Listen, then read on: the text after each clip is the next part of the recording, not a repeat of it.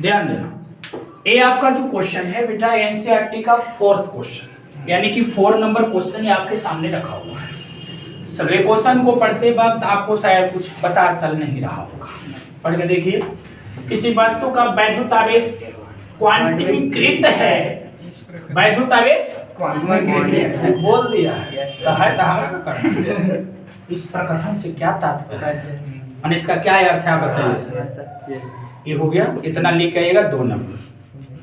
स्थूल अथवा बड़े पैमाने, स्थूल का मतलब होता है एक ऐसा पिंड जिस पर बहुत मतलब ज्यादा मात्रा में आवेश हो, ज्यादा मात्रा में आवेश हो, जिस पिंड पर आवेश की मात्रा बहुत अधिक हो उस पिंड को आप स्थूल क्या कहेंगे, स्थूल अथवा बड़े पैमाने पर वैद्युत आवेश से जब हम व्यवहार करेंगे ना, वैद्युत आवेश मैंने क्यू से जब हम कुछ बातचीत करेंगे ध्यान देना, तो उससे हम बेइज्जती उसको कैसे करें, जैसे हम आपसे बातचीत करना है तब आपको हमको इंसल्ट करना है, खड़ा खड़ा फिर इसको बचपन में, ठीक है ना, आप इंसल्ट होते गए ना। तो यही बात है कि जब हम वैद्युत आवेश से बिहेव करेंगे तो करते समय वैद्युत आवेश के क्वांटिमीकरण, इसका वो क्वालिटी है ना आवेश का, आवेश का वो जो क्वालिटी है क्वांटिमीकरण, उस क्वालिटी को आप कैसे उपेक्षा करेंगे, कैसे बेइज्जती करेंगे।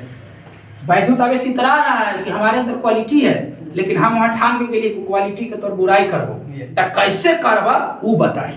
अगर कोई इंसान ये कह रहा है, बस सुनना का था, कोई इंसान कह रहा है देखा है हमर दबंगई कितना चला है फलाना बाजार में, हम गेली है कि ना गेली है बुलेटवा से, तो जब गेली तब भीड़ टूटली ना, तो जब बड़े आदमी कहे थे कि जब पुलिस को उधर चली तो भाग नहीं कहा, तब ओकर बेइज्जती हो गई। वो बोली था ले बेचारा कि देखले है हम बजरिया से गेली होता कितना से भीड़ टूट गए, तब पुलिस वाले भाग नहीं कहा, दबान टट्टी कर रहा था। यही बात यहाँ पर कहीं वैद्युत आवेश कही थी, जाना ही हमारा अंदर क्वालिटी है, हम क्वांटिमीकरण रहा है, आवेश का मान हमेशा रहता तो ई के गुणजे रहता है, इधर उधर होगा तो मुझे लब लब से कह देंगे तभी गुणवा स्थूलवा पर कहने लागू हो देना, फिर तोरे जो गुणवा है ये गुणवा तोरा स्थूलवा पर कहने लागू हो गए इंसल्ट से, स्थूल पर इसका गुण नहीं चलेगा।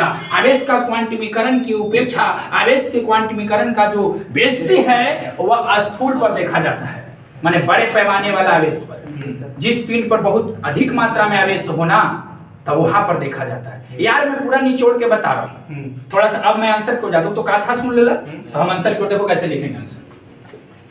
आंसर लिखेंगे बबुआ एकदम ध्यान से, तो नियम याद कर लिया काहे की एनसीईआरटी ना वो जब तोनी के पढ़ैली है बाबू थ्योरी, कोई मामूली थ्योरी नहीं है।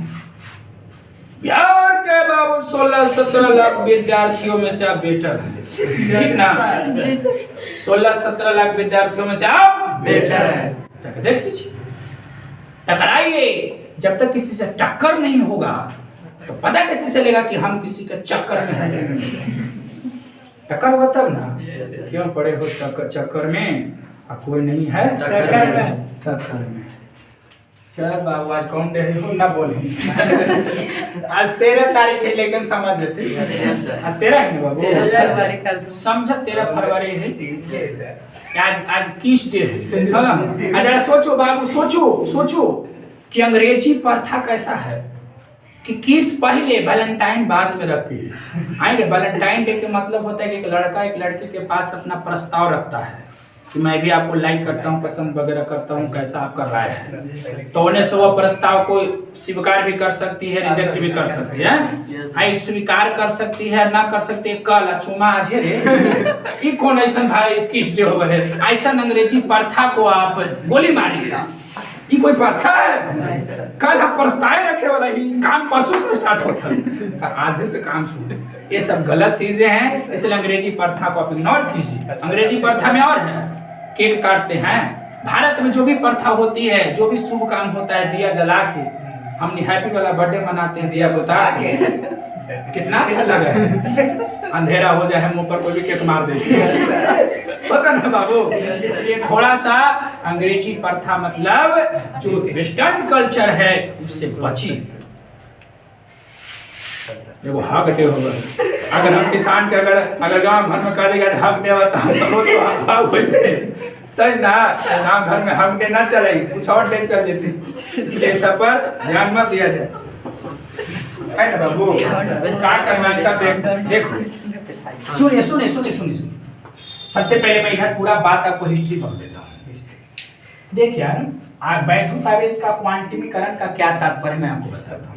क्वांटमीकरण का तात्पर्य है कि अगर ये कोई वस्तु है तो इस वस्तु से यदि आप इलेक्ट्रॉन को निकालोगे या इस पर इलेक्ट्रॉन को थोपोगे या इससे आप प्रोटॉन निकालोगे या इस पर आप प्रोटॉन को थोपोगे, तो ये काम जो है कंटिन्यू नहीं होगा, सतत रूप से नहीं होता है। ये काम बंडल के रूप में होता है। किसके रूप में? बंडल। यदि आप इसको एक इलेक्ट्रॉन इससे आप निकाल रहे हैं ना, तो समझिए कि वो बंडल आप निकाल रहे हैं, ये वो बंडल। और बंडल में जानते हैं कितना आवेश भरल है? 1.6 × 10⁻⁹ ये बंडल, यही बंडल। आप यहाँ से एक इलेक्ट्रॉन निकाले तो वो बंडल निकाल लिए, और बंडल में इतना आवेश है। जब आप कोई कह रहा है कि इससे हम 2 इलेक्ट्रॉन निकालिए, इसका मतलब उससे 2 को बंडल निकाल लिया, तो एक बंडल में चूंकि इतना आवेश है तो 2 बंडल में 3.2 × इतना आवेश हो जाएगा, नहीं हो जाएगा? तो सतत नहीं होता है। किसी वस्तु से इलेक्ट्रॉन का निकालना या इलेक्ट्रॉन को थोपना, यह काम सतत ना होकर के ये क्वांटमीकृत होता है, बंडल के रूप में होता है, पैकेट के रूप में। इसको आप पैकेट बोल सकते हैं, इसको आप पैकेट बोलेंगे बंडल को। देंगे भी तो आप बंडल ही देंगे, इसको आप बंडल ही देंगे। आपके दुकान पर कोई कस्टमर गया, एगो जड़ी पार्ले दीजिएगा, तब कोपरा तो खोल के देंगे कि बंडल देंगे, 2 को दीजिएगा तो 2 बंडल, 3 को दीजिएगा तो 3 बंडल, इन्हें कि 3 को तब 3 को खोल के देंगे। ऐसे कौन होता है? वही आवेश का जो मतलब ये बोल रहे हैं ना, अगर आप इससे इलेक्ट्रॉन निकाल रहे हैं तो समझो एक इलेक्ट्रॉन निकाले तो उसमें कितना आवेश आप निकालें, अर्थात आवेश का मान हमेशा मूल आवेश के गुणज होगा। आवेश का जो मान होता है मूल आवेश का पूर्णांक गुणज होता है। मूल आवेश ई को कहते हैं। और मूल आवेश कैसे बना है? मूल आवेश बना है प्रोटॉन और इलेक्ट्रॉन से। कोई प्रोटॉन दे रहा है, तो अगर कोई प्रोटॉन दे रहा है तो समझो कि वो बंडल दिया और उस बंडल में प्लस में इतना आवेश होगा, हुआ कि नहीं होगा? तो प्रोटॉन और इलेक्ट्रॉन के बदले में एगो सिंबल आ गया है ई, ठीक ना? ई आ गया है, तो ई के पूर्णांक गुणज होता है और ई को बोलते हैं मूल आवेश। कौन आवेश कहते हैं? मूल आवेश। और ई का वैल्यू होता है 1.6 × 10⁻⁹। ये देखो, आपको अगर हम कहीं पे Q बराबर N लिखे होंगे तो आप E बराबर इलेक्ट्रॉन ना समझिएगा। ई से मूल आवेश होता है, फंडामेंटल चार्ज होता है, और ई के जगह पे प्रोटॉन भी हो सकता है और इलेक्ट्रॉन भी हो सकता है। ये आप समझिए, क्वांटमीकरण का यही अर्थ है।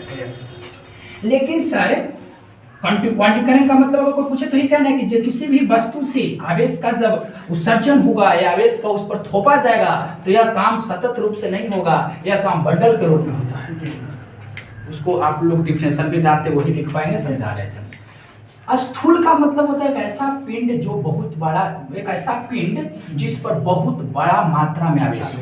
इस पर आवेश 0.001 माइक्रोकूलम नहीं है, इस पर आवेश रहेगा 1000 कूलम, 1000 कूलम, 1000 फराडे, यानी कि समझ रहे हैं ना? मैं कह रहा हूं कि एक ऐसा पिंड, ऐसा बॉडी जिस पर आवेश की परिमाण जो होगा बहुत बड़ा होगा, इस पर आवेश बहुत अधिक मात्रा में है। जी सर। अगर इस पिंड पर अगर तुम इलेक्ट्रॉन थोपता है या इस पिंड से यदि इलेक्ट्रॉन निकालता है तो चूंकि इस पर आवेश की कोई कमी नहीं है, इलेक्ट्रॉन को दे भी देगा तो इस पर ऐसा लगता है कि जो आप काम कर रहे हैं वो बंडल के रूप में ना करके सतत कंटिन्यू कर रहे हैं। क्या कर रहे हैं? कंटिन्यू। सुनिएगा, कहने का मतलब ये हुआ कि अगर आपके पास से आपके पैकेट में, आपके झोला में या आपके झोला में एक भी पार्ले जी का पैकेट नहीं है, जब हम देंगे तो लगेगा कि एगो बंडल डाल दीजिएगा, 2 बदली तो 2। अब फैक्ट्री है पार्ले जी की, उसमें एगो बंडल देवे से कोई प्रभाव नहीं पड़ेगा, लगेगा कि ससुराई कंटिन्यू दिया। तो अगर बाबू मैं बता रहा हूँ वैसा पिंड जिस पर आवेश की मात्रा अधिक हो, अगर उसको इलेक्ट्रॉन और उसको दिया जाए, इलेक्ट्रॉन निकाला जाए, तो जो हम लोग काम कर रहे हैं वो काम कंटिन्यू दिखता है, वो काम लगता है कि सतत रूप से कर रहे हैं, बंडल के रूप में नहीं कर रहे हैं। तो वहां पर क्वांटमीकरण की क्या हो रही है? बेइज्जती हो रही है। यहाँ पर आपको काहे नहीं वैसा फील हो रहा है? यहाँ पर बंडल के रूप में नहीं फील हो रहा है, या निकाले नहीं तो बंडल के फील नहीं होगा। तो आपको यही समझ के चलना है कि जो स्थूल होता है माने बड़े पैमाने की स्तर पर जब आवेश का हम लोग निकालते हैं या इलेक्ट्रॉन को थोपते हैं तो वहां पर यह काम जो है मेरा वह सतत लगने लगता है, कंटिन्यूअस लगने लगता है। इसलिए हम कह सकते हैं कि स्थूल अथवा बड़े पैमाने पर वैद्युत आवेश से व्यवहार जब करते हैं तो उसके क्वांटिमीकरण की क्या हो जाती है, क्वांटिमीकरण उसकी क्वालिटी है, क्या है क्वालिटी। तो आप मेरे साथ आंसर लिखेंगे सभी विद्यार्थी, वीडियो पॉज कर देंगे, हम आंसर लिख दूंगा आपको ध्यान। चलो तो आप सबको बीच में मैं आंसर लिख दिया हूँ, ठीक है बेटा। तो आप आराम से आंसर को नोट करेंगे, उसके बाद याद करेंगे। मैं पूरा बस समझा दिया हूँ। मैं फिर एक बार बोल रहा हूँ कि वैद्युत आवेश का जो क्वांटिमीकृत बोला है उसका तात्पर्य पूछ रहा था, तो लिखा कि इस प्रकथन का तात्पर्य यह है कि किसी पिंड से जब आवेश किसी पिंड से यानी किसी पिंड पर, हाँ सही बात है, से सही लिखा हुआ था, किसी पिंड से आवेश को निकाला या थोपा जाए तब यह काम सतत रूप से नहीं होता है। यह काम कैसे होगा, ये सतत रूप से नहीं होगा, बल्कि मूल आवेश ई के बंडल के रूप में, एक बंडल दिए तो उसमें एक वही दिए, दो बंडल दिए तो दो वही बंडल के रूप में काम होगा। अर्थात पिंड पर आवेश का जो बदलाव होगा वही के पूर्णांक गुणज के रूप में होगा, अर्थात Q बराबर NH। और कही थी कि यही कम्मा जो है क्वांटिमीकरण इसका गुण है, क्वालिटी है आवेश का। लेकिन अगर बेइज्जती हो रहा है बड़े पैमाने पर, जब आवेश का मात्रा बहुत ज्यादा हो ना तो ओकरा आवेश देमु ना तो बंडल के रूप में ना लगा ये कंटिन्यू होए थे। तो स्थूल अथवा बड़े पैमाने पर वैद्युत आवेश से जब हम व्यवहार करते हैं, व्यवहार यदि किया जाए, लैंग्वेज प्रॉपर है, किया जाए तब पिंड पर आवेश का बदलाव सतत रूप में होता तो नहीं है लेकिन आभास होता है। अर्थात हम आभासे रूप में मान ले रहे हैं कि तो बेइज्जती होता है, ठीक ना। आप नोट कर लेंगे इसको, वीडियो पॉज करके हम इसको लिख करते हैं, स्क्रीनशॉट। चलो अब एक क्वेश्चन देख रहे हैं, क्वेश्चन को एक बार फिर से आप लोग पढ़ लीजिए मन में, ठीक ना। मन में पढ़िएगा, भूल बनाना नहीं है, हमें मन में पढ़ना। देखो 4 बिंदु आवेश, ठीक ना, 4 बिंदु आवेश है, ठीक ना। QA बराबर है 2 माइक्रोकूलम। QA का मतलब हुआ कि वर्ग के नाम होगा ABCD, तो A पर जो आवेश होगा उसको QA बोला। कितना कूलम है, 2 माइक्रो है, यानी कि बड़ा वैल्यू कि छोटा वैल्यू, छोटा। QB पर है -5, QC पर 2 माइक्रोकूलम, QD पर -5 माइक्रोकूलम। और 10 सेंटीमीटर भुजा के किसी वर्ग, तो वर्ग के भुजा तो सब बराबर होता है, 10 सेंटीमीटर दे ले उसको मीटर में चेंज करेंगे तो 10/100 10 गुने 10 के पावर -2 बराबर 10 के पावर -1, आई मीन 1/10। कबाब धैले बेचारे के दिया, उसको भूख भी लगल होगा, ध्यान देना। चलो वर्ग के केंद्र पर रखे 1 माइक्रोकूलम आवेश पर लगने वाला बल कितना होगा। ध्यान देना, बहुत सिंपल क्वेश्चन है। फर्स्ट टाइम तो आपको एक स्क्वायर लेना सुंदर सा, अगर 10 होती तो कहां से सुंदर ले लीजिएगा, A B C और D। इस शीर्ष पे जो आवेश है उसको QA बोला, QA के मान है 2 माइक्रो, सही है ना। तो ABCD ही वर्ग है, चलो तो हम इधर लिख लेते हैं QA बराबर है 2 माइक्रोकूलम, चेंज कर देंगे कूलम में, इतना कूलम। QB यानी कि शीर्ष B पे जो है उसका कितना नाम है माइनस माइक्रोकूलम, तो इसको चेंज करो तो -5 गुना 10 के पावर -6 कूलम बोलो। QC का मान बोलो 2 माइक्रोकूलम प्लस में तो 2 माइक्रोकूलम, तो रिजल्ट प्लस में होगा 2 गुना 10 के पावर -6 कूलम ना। Q बोलो -5 -5 ही हो, माइनस में दिया है, यस सर, दोनों माइनस में देगा, माइनस हम जो दे दिया सर, -5 माइक्रोकूलम -5 गुने 10 के पावर -6, जो भी होगा आप लोग फरिया लेंगे। आइए चलो अब हम लोग काम करते हैं, इसके सेंटर है तो सेंटर वाला लगाएंगे, दोनों के डायगोनल का कटान बिंदु सेंटर होता है जी सर। तो सेंटर पर एक आवेश रखा गया 1 माइक्रोकूलम का, यहाँ पर जो आवेश रखा गया है उसको मैं यहाँ पर O बोल रहा हूँ, इस शीर्ष का यहाँ कटान बिंदु का नाम है O, तो इसको मैं QO बोल रहा हूँ, और QO का मान है 1 माइक्रोकूलम, ठीक ना।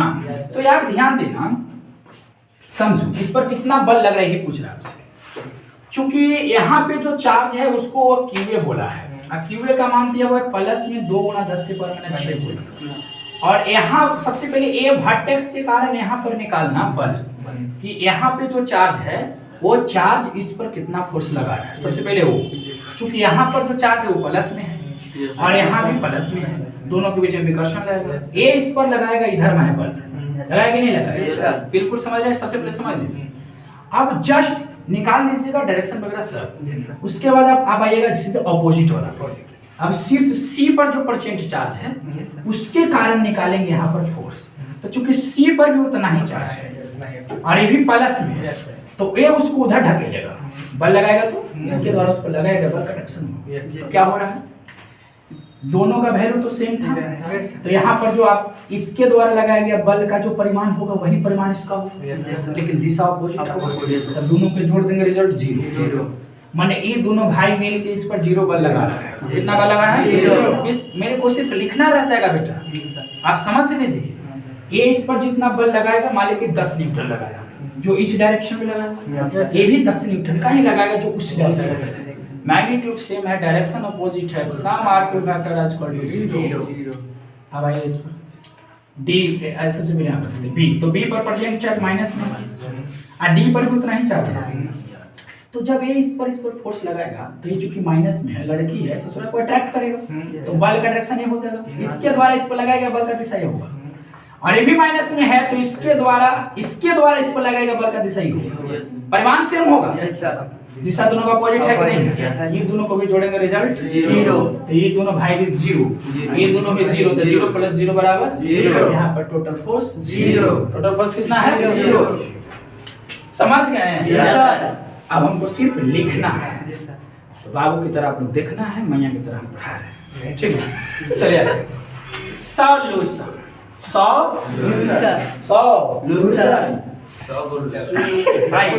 चलिए देखना, QA के द्वारा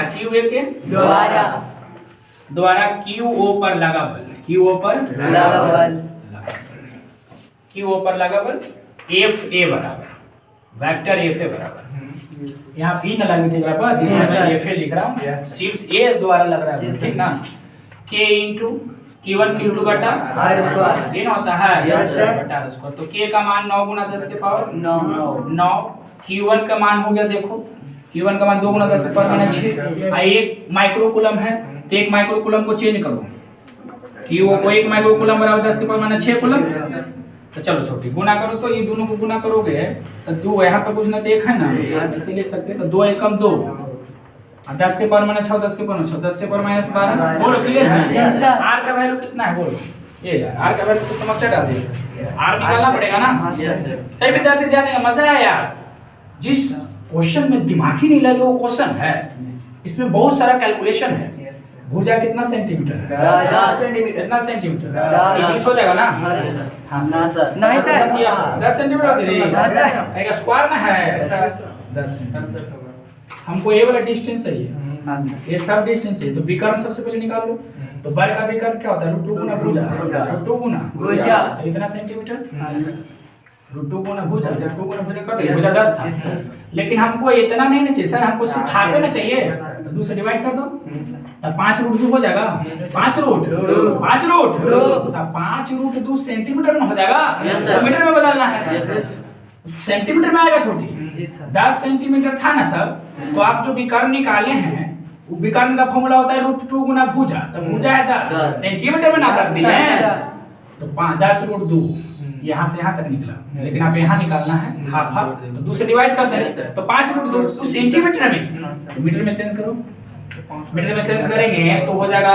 5√2 × 10 के पावर -2, मैंने 2 से गुणा कर देंगे, चलो वही यहाँ पर रखना है, 5√2 × 10 के पावर -2 का होल, बोल क्लियर है? इसको सोल्व करना है, डायरेक्शन देना, वेक्टर फॉर्म में लिख रहा हूँ, तो डायरेक्शन दे दे, ए इस पर जब लगाएगा तो ए से ओ क्यों समझेगा ना, अलाउंग टू देखो इतना कंफर्म ऑब्जेक्टिव बना, सब सब्जेक्टिव बना रहा, वो भी एनसीईआरटी है बेटा, दरवाजा खटखटाते रहोगे यूट्यूब चैनल पे, पॉसिबल नहीं है, ध्यान देना। चलो वेक्टर FA बराबर सोल्व करो, हमको लगता है 18 आएगा, आपको नहीं लगता, कोई दिक्कत नहीं, 10 के पावर -3 होगा, अच्छा बटा 5 का स्क्वायर 25 और √2 का स्क्वायर 2, 25 × 2 यानी 50 में से 10 गया उधर, -1 50 कर देता, स्क्वायर वगैरह सब कर दिया था, 25 50 हो गया ना, इसका स्क्वायर करेंगे तो 10 के पावर माइनस 4। अभी कर लेते हैं, इसको सीधा कर लेते हैं। चलो इसको करो,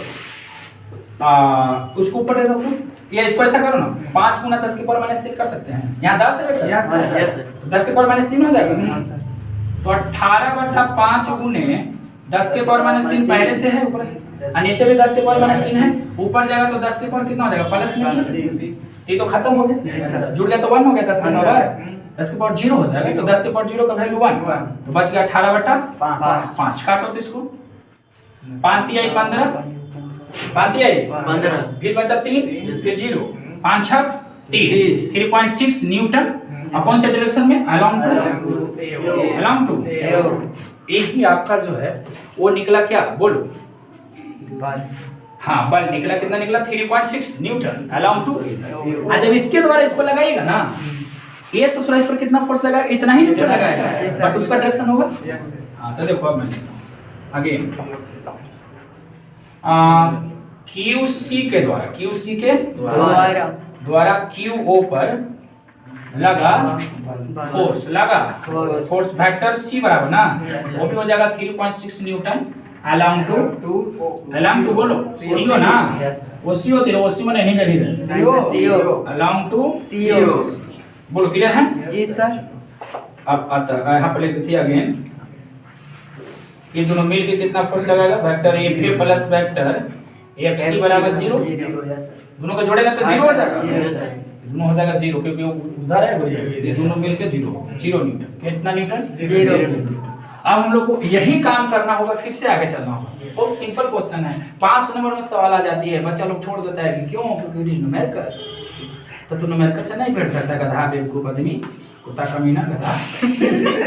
अब इसके द्वारा इसको निकालेंगे, फिर इसके द्वारा इसको निकालेंगे, ठीक ना। ए ओके निकाल लेते हैं, पॉज करो, आप लोग नोट करो, सभी विद्यार्थी स्क्रीनशॉट कर लो। चलिए अब ध्यान देना, सेम काम करेंगे, इसके द्वारा देख लें, इसके द्वारा देख लें, दोनों भाई मिलकर 0। अब देखेंगे QB ने कितना लगाया, अगेन बढ़ जाएंगे। सही विद्यार्थी ध्यान देंगे, वीडियो को स्किप कर देंगे तो समझिए गए होंगे। QB के द्वारा QO पर लगा फोर्स क्या, वेक्टर B बराबर वेक्टर FB बराबर क्या हो जाएगा, K इंटू Q1 Q2 बटा स्क्वायर फॉर्मूला होता है, तो इसका मान होगा 9 इंटू 10 के पावर 9।